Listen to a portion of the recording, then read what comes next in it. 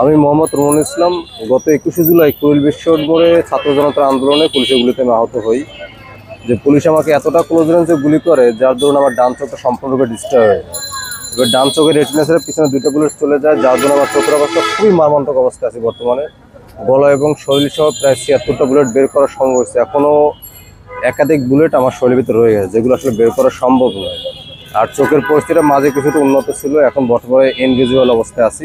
এবং চোখের অবস্থা এতটাই খারাপ যে আস্তে আস্তে চোখটা শুকিয়ে যাওয়ার পরক্রমে চলে আসছে, যে মনে হচ্ছে যেন খুব দ্রুত আমার চোখের দৃষ্টিটা হয়তো আমি হারিয়ে ফেলবো পূর্ণভাবে।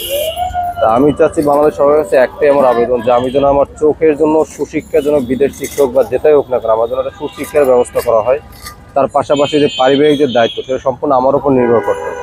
যেহেতু 2018 সালে বাবা মারা যাওয়ার পর থেকে ফ্যামিলির সমস্ত দায়িত্ব আমার উপর নির্ভর করে। আমার পরিবার, আমি, আমার ছোট ভাই এবং আমার মা আছে, যাদের সম্পূর্ণ আমার সংসার এবং সব কিছু নির্ভর করে শুধু আমার আয়ের উপর, যেটা এখন সম্পূর্ণরূপে বন্ধ। সরকার আমাদেরকে যে আশ্বাসটা দিচ্ছিল যে আমাদেরকে সম্পূর্ণ সুস্থ করার পরে পুনর্বাসনের ব্যবস্থা করবে বা সরকারি চাকরি দেওয়ার যে একটা আশ্বাস দিচ্ছিল, সেটা সম্পূর্ণরূপে এখন পর্যন্ত কোনো বাস্তবায়ন পাচ্ছে না। আর ক্রমাগতভাবে আমার শরীর প্রতিনিয়ত এতটা পরিমাণে খারাপ পরিস্থিতি আছে, যা আসলে বলা বাহুল্য।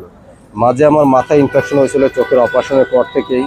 তা আলহামদুলিল্লাহ এখন অনেকটা সুস্থ আছি। শরীরের ভিতরে অনেক বুলেট আছে, যেগুলো ইনফেকশন সৃষ্টি করতেছে ইদানিং, এবং অনেক জায়গায় অনেক জ্বালা জ্বালাতন করতেছে, যা নিয়ে আসলে দৈনন্দিন জীবনে চলাচল করাটা অনেক সমস্যার সম্মুখীন হতে হচ্ছে, যেটা আসলে বলে প্রকাশ করা সম্ভব না। আসলে যে মানুষের শরীরে ক্ষতি হয় সেই সেটা বুঝতে পারে।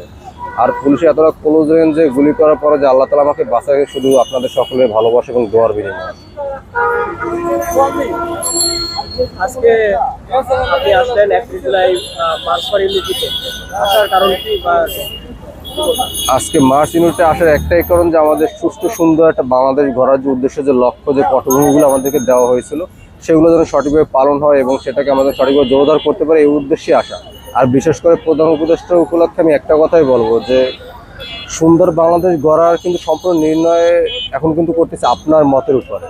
আপনার একটা একটা পদক্ষেপ কিন্তু আমাদের বাংলাদেশের একটা রূপ হয়ে দাঁড়াবে, যেটা বাংলাদেশ ইতিহাসে একটা ন্যূনতম একটা অন্যতম একটা সুন্দর একটা রূপরেখা ধারণ করবে।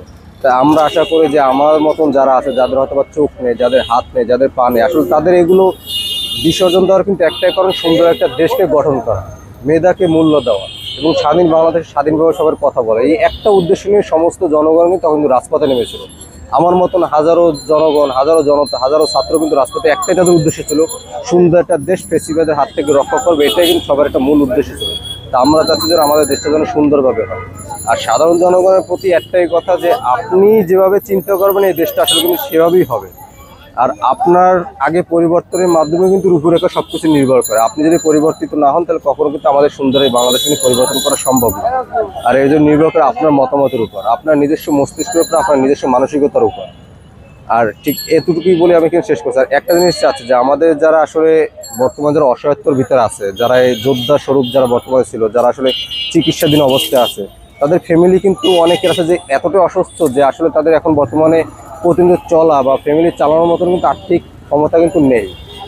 অতএব আমি একটাই রিকোয়েস্ট করবো, যে বাংলাদেশ বর্তমান অন্তর্বর্তীকালীন সরকারের প্রতি, যে আপনি অনুগ্রহপূর্বক আমাদের ভিতর থেকে এমন কাজ তাদেরকে যাচাই করেন, যাদের আসলে ফ্যামিলিটা আসলেই বর্তমান সময় খুব বেশি আপনাদের হেল্পটা প্রয়োজন। ধন্যবাদ।